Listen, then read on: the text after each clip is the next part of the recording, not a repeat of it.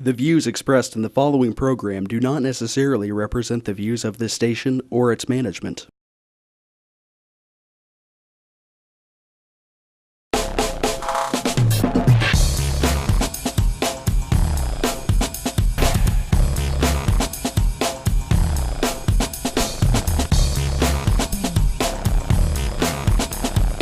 Real People, Real Life is brought to you by these fine sponsors.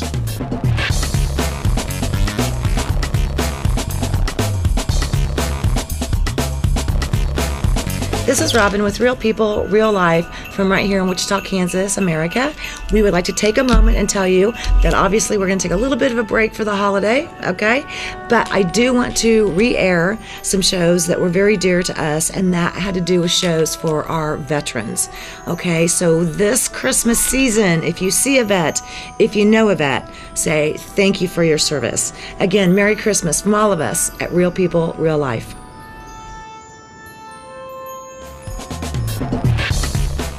Welcome back once again, Real People, Real Life from Wichita, Kansas, America. And I am very honored. You know, when you come on the show, Nathan, I know that you're going to bring me some honest, real information, and then it's going to be kind of hard hitting, you know, but then you're going to back it up with some great stuff. We try to. You always do. You always do. Who's we? And you brought a special friend. I brought my friend Aaron here. Aaron? This is Chili. Chili. And Chili has his own show called Chili Off the Grid, and I really just thought he would be great for today's veteran show. Yeah. And he brings a wealth of knowledge and help and so forth that I think that the team would just like here.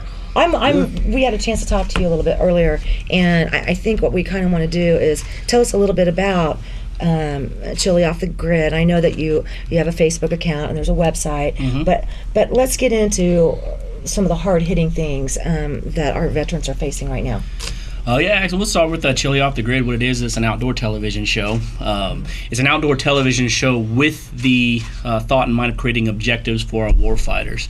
And the reason why we have decided that's the method we wanted to go is as not just inviting veterans onto our hunting show. We wanted to give them something to look forward to in their lives, with camaraderie, with a mission, and just with things to do to keep their minds active, because we've found that with the veteran suicide issue, keeping our warfighters' minds active and on a mission has been a little bit more of a successful method than just drugs and even counseling. So what we did is we linked up with a couple different organizations like Gallant Few, which operates to help with the transition of Army and Army Rangers. Raider Project which helps with MARSOC and Marines, and MARSOC is the Marine Special Operations Command. And then as well, Patriot Outdoor Adventures. Nathan, thank you. Nathan is part of, and Mark Spencer as well on that, and we've worked with them a couple times. We work with these organizations to help us find objectives, and by objectives I mean, say we have a hunt or some sort of a hiking trip.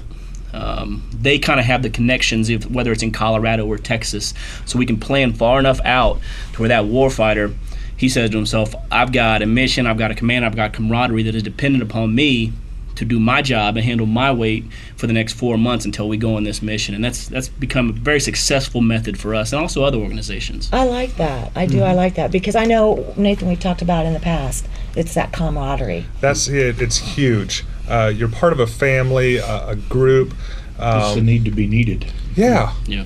And it's the small things. A lot of people don't understand that Chili and I could go to work all day long, but then we still want to go grill or barbecue together at night. Wives hate it because you spend more time with your fellow service members than you do at home. And then they get out and they feel like the group has just left them. It's just crumbled. I've had the pleasure of working with Aaron a couple times, going on some of his trips, and some of his guests ended up being new friends of mine, and we got one in particular. He's a Marine, had a hard time, and he's been over to the house grilling. We go fishing in the backyard. It's just making that connection, that group, and then all of a sudden they just seem to transition.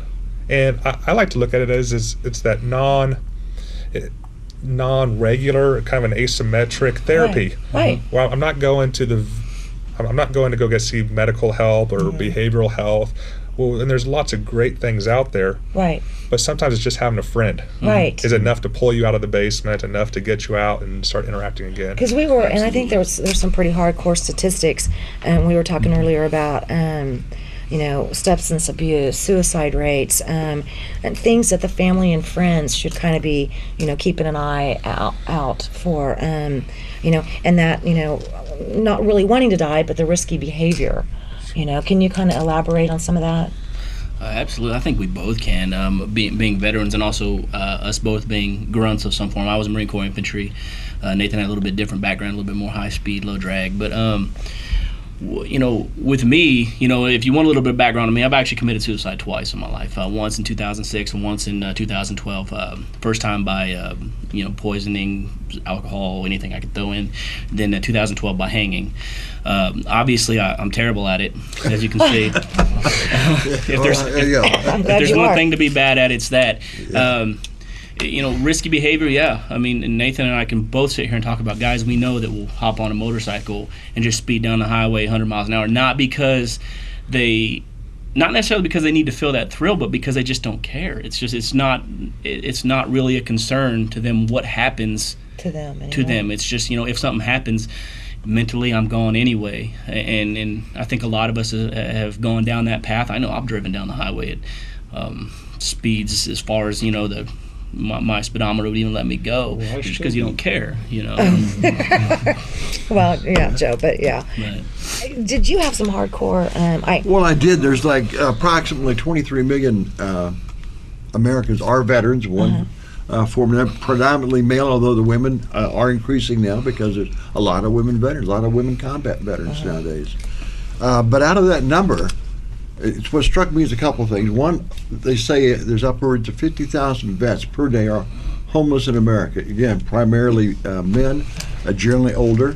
Suicides, they approximate about 22 veterans per day in America kill themselves successfully. And that doesn't count how many are unsuccessful. Correct. Right, And because they don't. And Yeah, those that numbers, number never gets actually tallied, Well, they're saying about 50% of the suicide attempts are either poisoning or overdose, drugs, alcohol, that type of thing. So there's probably more. Well, there's another one out there. It's slightly over 90% have actually seen their family care or primary care provider within 30 days before attempting.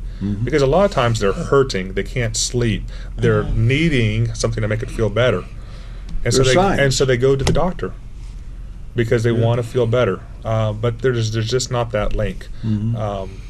We see it. People try cocaine.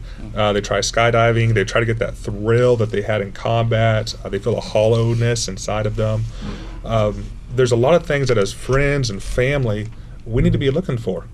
It doesn't matter that you have a son that served. It could be the neighbor, guy that just came to your church or whatnot. Are they disconnected? Don't really want to go out? Alcoholism sometimes, recreational drug use, and then we go the opposite side, that they're not just hanging out in the basement. Are they doing stupid stuff? I should have died in Iraq. I got hit by 4 anti-tank rounds was the injury that sent me home. One time I got pinned on a rooftop by an enemy sniper for a prolonged period of time before we could find him. The guy next to me got shot walking down a street. There's lots of these things that you say, I'm mentally, emotionally, I should have died. And then all of a sudden you come back home. What is it to do 140 down the highway with no helmet on a motorcycle? Yeah. Right. If you've lived I through all that. I already have this hollowness. There's no objective. There's no one's dependent on me. If I don't show up to work, no one calls. In the military, you don't show up to work, your squad leader comes down and beats down your door and drags you out of bed and takes you back to work. Right. It's I've had one missing boss that way, but and I think that both have a similar objective. Chili does a great job of getting it out there. He's been on several stations out there trying to get that message across. I see him at a lot of trade shows. Interacting a lot with the families, trying to get them to understand. yeah. We need to make that, and I think we talked about this one time too before, Nathan. The the spouses, the children, the parents, the aunts, the uncles, the neighbors, they need to know who can we call if they see something that they know or they feel is somebody that's getting ready to possibly do harm to themselves or others. Is this Who crisis? do we contact? Is there a crisis hotline? Absolutely, there is. And he's It's got- 1-800-273-8255, and then push 1 so that Okay. you're prompted. And that gets you right in to talk to somebody, can get you help for you, for yourself, or a loved one. And so the military has something. I don't mean to step on you. No, do it. I hear you got a cold going on over here. Yeah. There's a thing called a vet center. It's kind of like the VA, but it really came about in Vietnam. People just needed mutual support on college campuses. As spouses, you can call the vet center or go in, and you get 12 free counselings. Wow. Really? And that's for the family. That's pretty good. And so it's ways that you can help while someone's deployed. I can get some help, or I come back. There's one caveat to that that I've seen some of my co-workers and peers go through, is that they're very veteran focused. And so it's not so much how do I change the veteran, but how does the spouse and family understand what the veteran's going through. Right. That's And gotta so be that's tough. that's a little different counseling. From a male perspective, a lot of wives say, "Well, he changed. Change him back to what I want." Yeah. It You doesn't can't do happen. that He has because you're changed. working with a different Now product. you at need to that learn point. who this Yeah. new person is. Yeah, and that's I can see where that would be difficult. It- Aaron, you do have a Facebook and website. Can you tell me those real quick? Oh, absolutely. We hit it up on all social media we can. We have Facebook, which is facebook.com/chilioffthegrid. We have a website, which is in progress. We do have a GoFundMe that you can read about us on. It's at chilioffthegrid.com/vets, VETS. You can find us on Instagram at chilioffthegrid, Twitter at chilioffthegrid as well. You can find me on LinkedIn if you want, anywhere. I try to be as accessible as I can because it has proven to, I wouldn't say a lifesaver, but it has proven to be a bridge to be very accessible to people. Doesn't mean you'll deal with me if you're struggling, but you may end up like we have with another organization that you Yeah. work with. Right. One of the things Okay. that struck me is I looked up on YouTube and found some videos for Chili Off the Grid, but one of them is the promotion you give talking about your 2 suicide attempts. Right. That was chilling. Yeah, mean, yeah. That was actually for I had a member of the director of a suicide prevention organization for the Army in a base in Washington actually called me and asked me to do that. So the Army actually uses that to train young soldiers right now. So Wow. and you can find that on our YouTube channel at youtube.com/chilioffthegrid. So there's obviously plenty of ways to get a hold of you. And Absolutely. then Patriot Outdoors Adventures, we've had you guys on before, and I'm glad you come back today. Absolutely. And we'll get a little bit more into how they can get a hold of you. Absolutely. After we come back from a break. We're going to go to a break here in just a little bit, and then we'll all come back. And we kind of had some hard-hitting statistics and stuff like that. And now we want to come back and maybe take a few seconds of silence and then get back into what are the things that you guys can do to help others. Yeah. Okay? Sound good? Sound good? Okay. I'll tell you what, we'll be back in just a little bit. Real people, real life. Wichita, Kansas, America. America.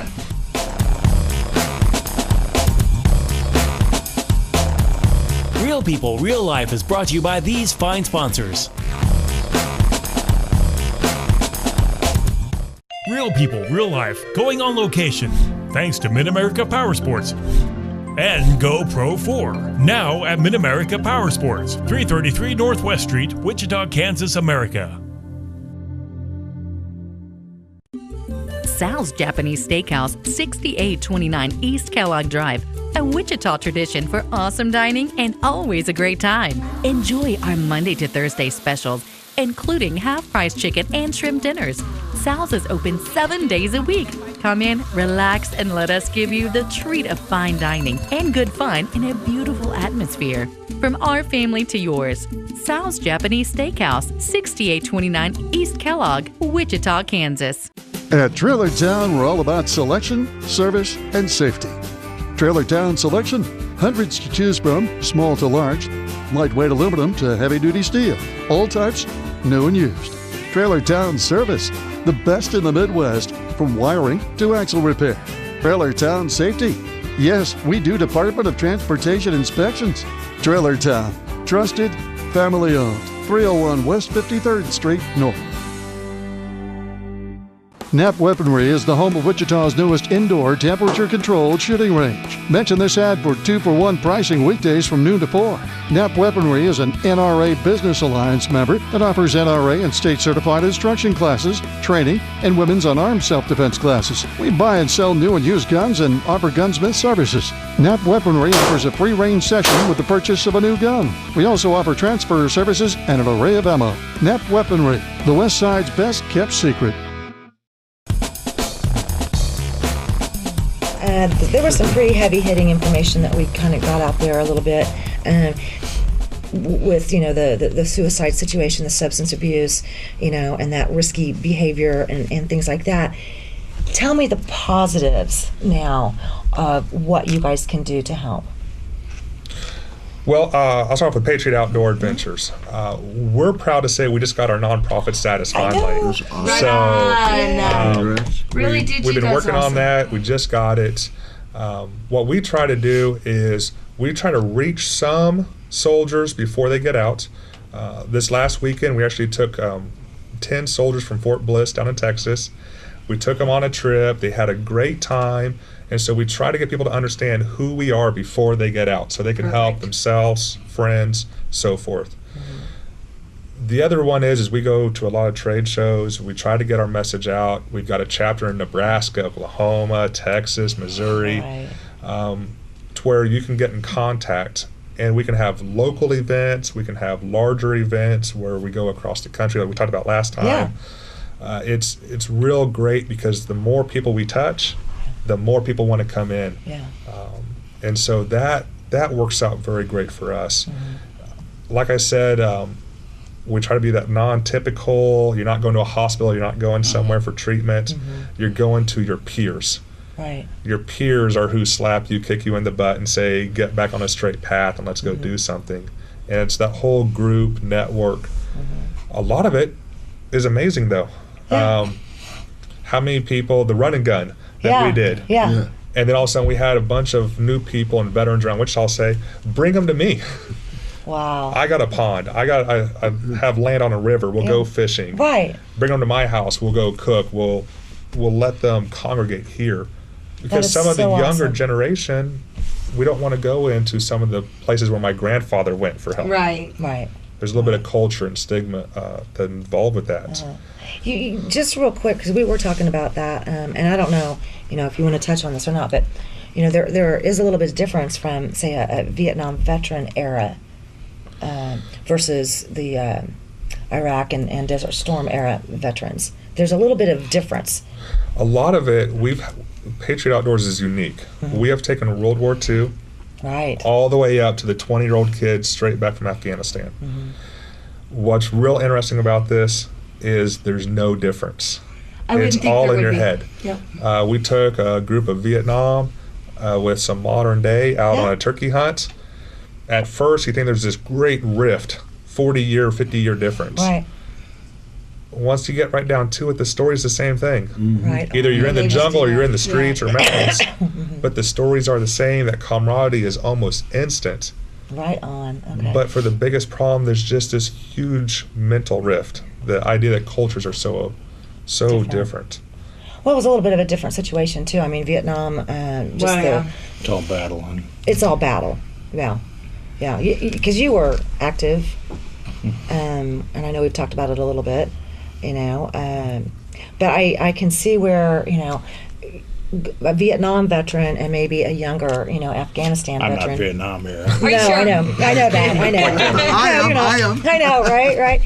But yeah, I mean, I'm just curious. How's that working? Actually, I met with last Thursday. Met with a Vietnam veteran about some unrelated issue. Just spoke with him a little bit about some things, and this is something that I knew, but we got a chance to talk about it. Was the huge difference with Vietnam and the guys coming back now? Is the guys coming back now are heroes? They get TV shows, right? We get to be on the radio. We get to do all these cool things, and T-shirt companies, and we're almost worshipped. And Vietnam vets were spit on. We're spit on, and this guy said that. He said as much as we're uncomfortable with the word hero, that's something that was never even part of, the verbiage coming back for them, and so it's two. dynamically opposite situations, but like he's saying, the stories, when you break them down, when you're amongst the brotherhood, they do become the same stories, but the dealing with it afterwards, the transition to the civilian life, is completely different, not even in the same textbook. Well, one thing I see with it, it is different, spit on versus being a hero, but the transition dump, Is Vietnam, you're in country, 48 hours, you're in LA, headed home, and you're done. Was kind of very similar to, I was in Baghdad, and 36 hours later I'm laying in a hospital bed in Kansas. There's no time to transition. Right. And so for a lot of veterans, especially those ended early because of injuries, you're in that same hole. What do I do? Where do I go? And with Patriot Outdoors, we've had a good time with Vietnam veterans being able to come with the younger generation and say, this is the path. Right. Don't go down the dark side. Don't do things illegal. Don't do the recreational drugs. Join motorcycle gangs. Right. Stay on this path. It will get better. Right. But that having that getting that message to them before they come back is, I'm sure, a little bit challenging. But is there some way to help with that? I mean, how can we do that? That's we both deal in that, and it's all through a network. It's all through the network. We know people. The great thing about the Marine Corps, which I was in the Marines, I can connect almost within 1 to 2 people. Somebody I served with recently, and Army's a little different. It's a lot bigger, but I can connect with a guy and say, hey, this is what we're dealing with. Even the Marine that we dealt with served with the guy I served with in a different 10 years earlier, but we could still connect ourselves one person away. And so I can connect with somebody and say, hey, man, this is what we're doing. This is the show. This is what we're all about. And he's like, you know what? My buddy's a head of recruiting up there in Kansas City, and he's dealing with the Marine who's about to get out. Can you get a hold of him?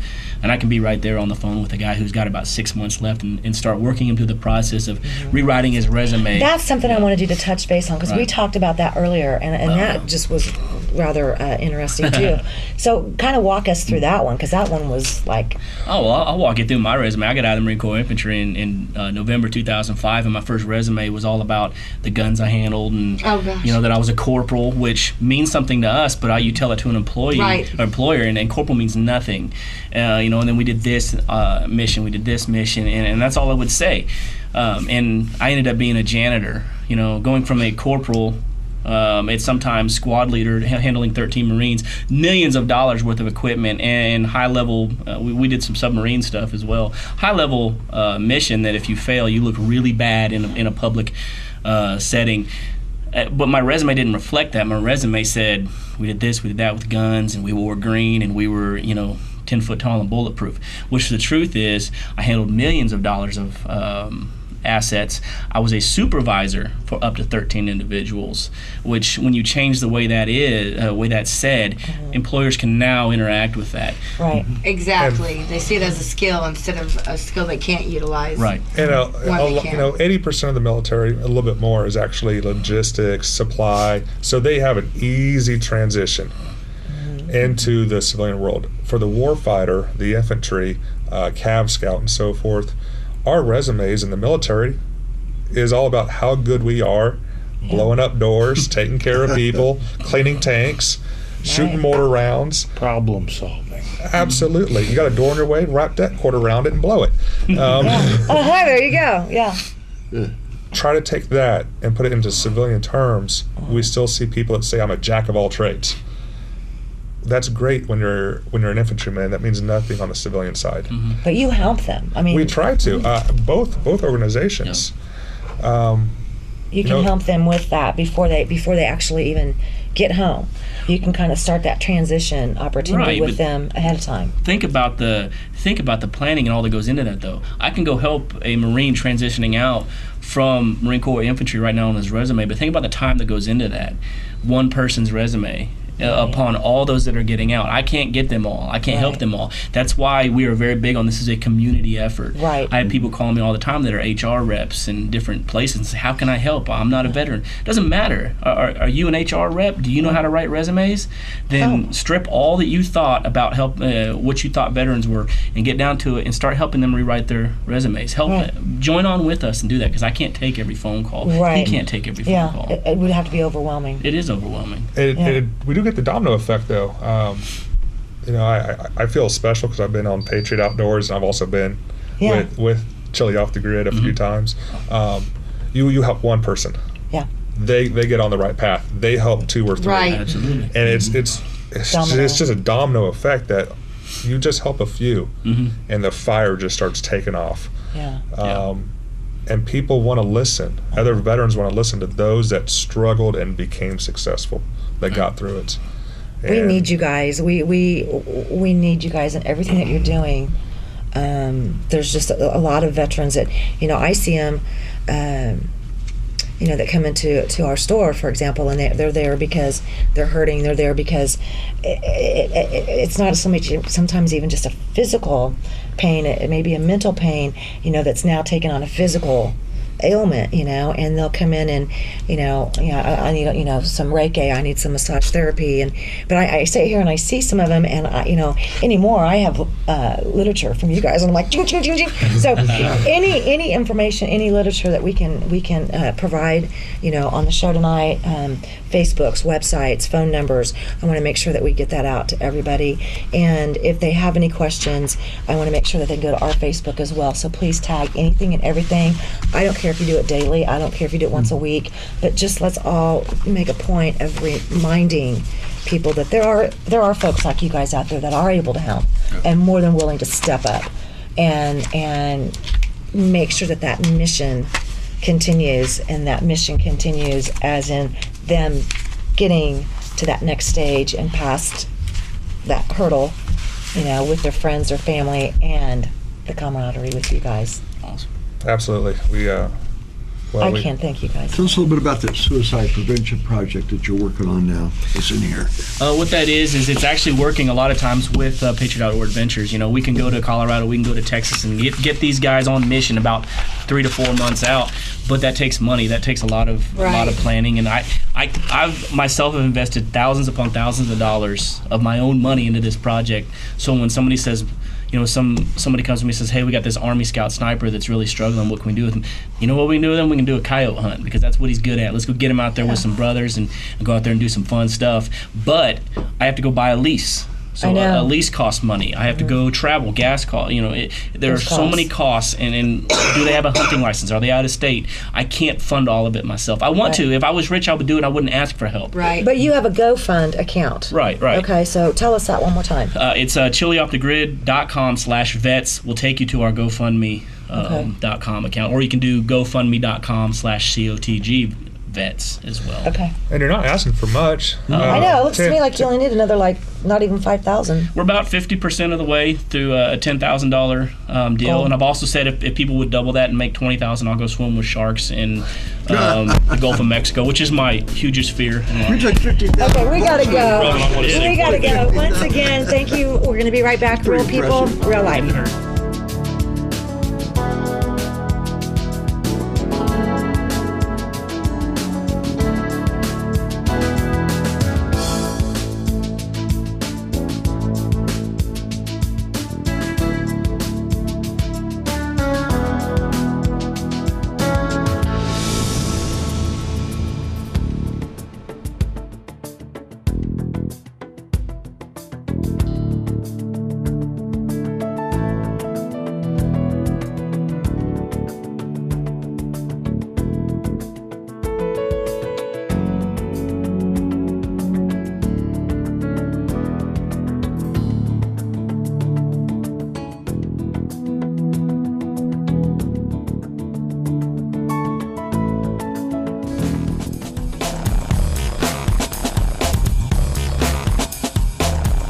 Real People, Real Life is brought to you by these fine sponsors.